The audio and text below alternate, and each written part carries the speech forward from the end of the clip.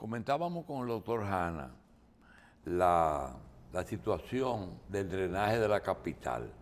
Nos llamó la atención que en Ciudad Colonial y en Ciudad Nueva no hubo problemas de inundaciones, pero sin embargo, cuando se llegó al malecón, inexplicablemente tuvimos problemas. Entonces, él decía que por qué no, seguro vamos a hacer un plan monumental tremendo que cueste 10.000 millones de dólares para hacer el sistema de desagüe de la capital. Que lo que se puede hacer hoy entre el ayuntamiento y obras públicas es hoy mismo coger brigadas y romper algunas áreas pequeñas donde se ponga un tubo de desagüe de 12 pulgadas o de 6 que drene la George Washington, que a su vez recibe todo el agua de Gascue, todo el agua de la Avenida Independencia se va al malecón, y eso lo hacen en 3 meses. Entonces, ahora van a empezar a ver cómo hacer una obra monumental que se va a coger 10 años, que donde quiera que tú llegues va a tener problemas. Te voy a poner un ejemplo. Carolina le hizo las aceras y los contenes a la calle Barahona, entre la 27 y la calle Abreu. Y no se podía pasar por ahí. La suerte que tuvo poco tiempo. Entonces, yo creo que lo que me está diciendo el doctor tiene sentido. Si toda la Independencia y esas calles de Gascue drenan en la George Washington, porque tienen drenaje, entonces, ¿por qué la George Washington se inunda? Porque la acera sur de la George Washington no tiene una sola rotura o un tubo que vierte esa agua en el mar. Mejor, ni uno. A lo mejor tiene algún filtrantico como por fines estéticos para que la acera... Yo te voy a decir una cosa. ¿Cuánto gastó Gonzalo en 4 miradores para pescar ahí en la George Washington de hierro? Hizo 4. Sí. ¿Cuánto costó el ponerle luz de la Cancillería al 12 de Jaina? Pero no rompieron la acera. Es verdad. Yo quisiera la opinión del doctor en cuanto a una situación de cómo él visualiza que podría influir los resultados electorales de Brasil, no solamente en América Latina, sino aquí, ya que aquí se lleva a cabo un proceso en que las pruebas las aportó Brasil, y Brasil, siendo acusado, aporta pruebas.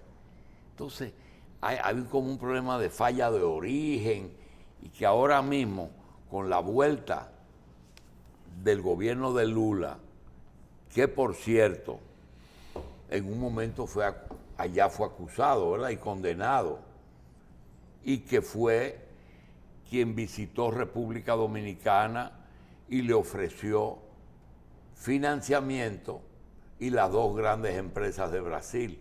¿Cómo tú visualizas el cambio político, o si eso se va a tratar de continuar el proceso de Bolsonaro? Bueno, yo lo que creo es que Lula tiene ahí una gran oportunidad para reivindicarse, porque indiscutiblemente en su gobierno hubo muchas irregularidades, y esas son situaciones que él tiene que manejar ahora. Ahí hay un gran reto. Hay otra lección importante. Pero el saldo de Lula fue positivo, ¿verdad? Claro que sí. Eso fue lo que le permitió a él el retorno. Porque la gente contrastaba. Cuando usted está mal, usted busca quién puede realmente resolver la situación que le afecta. Y el punto de referencia del electorado brasileño era precisamente el gobierno de Lula.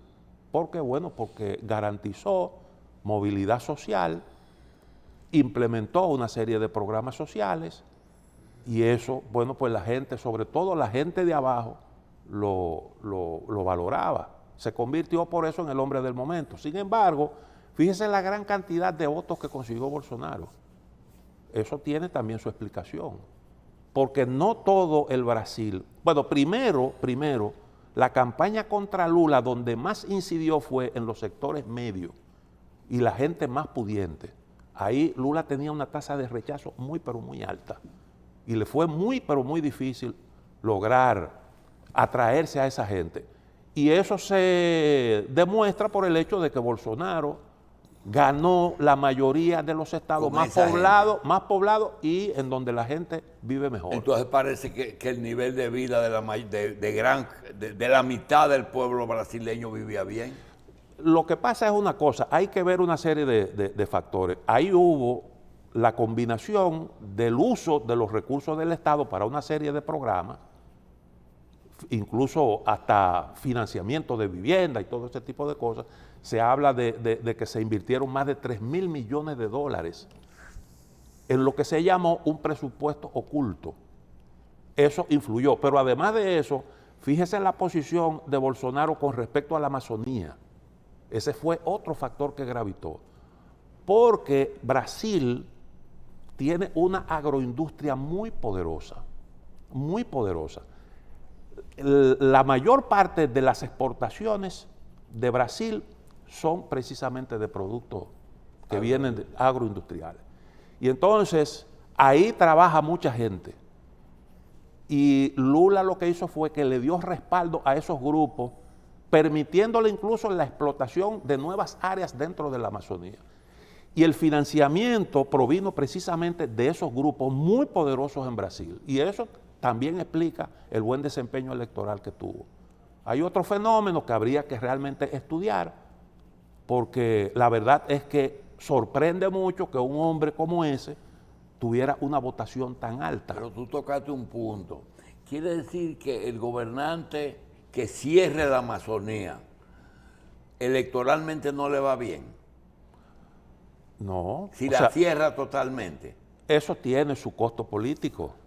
Eso tiene su costo político, porque los grandes productores lo que quieren es, esos grupos agroindustriales tienen el control prácticamente, han tenido históricamente el control de una parte del Congreso. Entonces quiere decir que el discurso tiene que ser parecido al de la minería, explotación razonable de la foresta, razonable, es decir, no se puede decir eliminarla totalmente, porque ahí vive mucha gente de eso.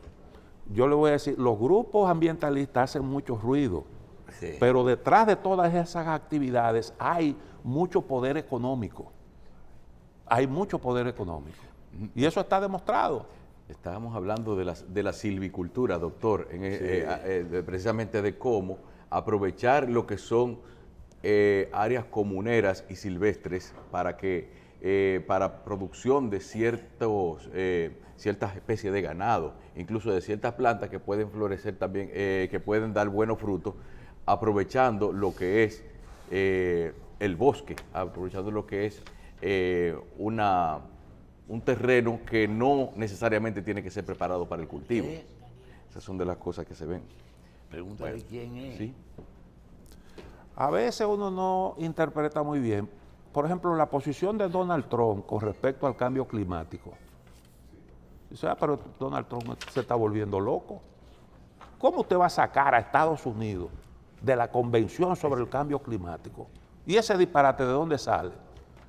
Sin embargo... Lo que pasa, Cristino, es que tienen el asunto también de que con la crisis actual de los combustibles, o sea, es decir, hacerse verde, como dicen, es una cosa que conlleva una serie de inversiones y una paralización de las empresas en lo que se convierten a una tecnología que todavía no está totalmente desarrollada para aprovechar la energía renovable.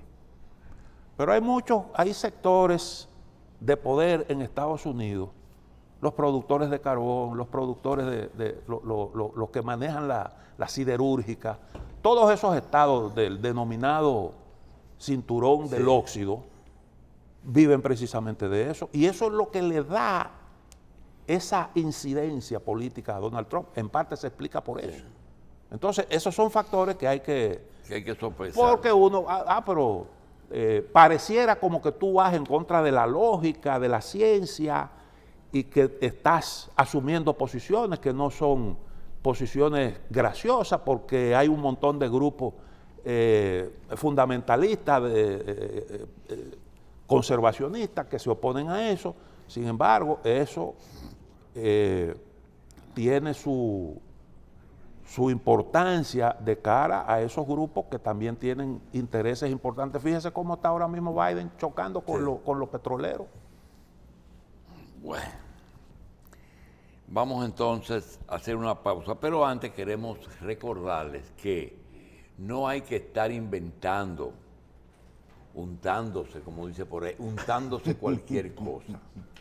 Existe el Dicloplex Gel para el dolor, Diclofenac, dolores musculares, dolores articulares.